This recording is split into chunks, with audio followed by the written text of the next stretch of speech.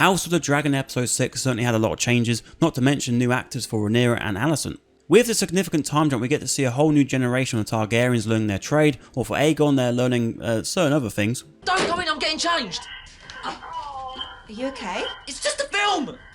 It's just a normal film! God, I'm getting changed, get out! Rhaenyra's been busy having children with Harwin Strong. Likewise with Daemon, he's also been busy having some children with Laena. With the way King Viserys is going, by the time episode 10 comes around, he'll probably look like one of those Futurama heads. Episode 6 was a jam-packed episode, and with the time jump as well as new actors in place, it just felt like the start of a new show. With how this episode went as well with the preview to episode 7, it's all starting to kick off in the second half of the season, and with that foundation built from the first 5 episodes, it really did work well as a prequel to the prequel. I'm already firmly on board with Olivia Cooke as Alicent. I think after the first 5 episodes, with how they built that character up, she seems perfect for the role now. However, I'm not quite there yet with Emily Darcy as Rhaenyra. I did like their portrayal as a character, but I think it's just going to take a bit more time because of how different it is from the Millie Alcock character. And with the show being called House of Dragon, it's good to have some dragons in the show, and we've got some new ones in this episode. And with Vhagar, oh my goodness, she's massive, but also I really like her design as well. And I must say, I was taken aback by how many deaths we had in this episode. Laena's death looked to be very reminiscent of Emma's death from episode 1, and I'm led to believe in this instance they went against the book and instead had her walk outside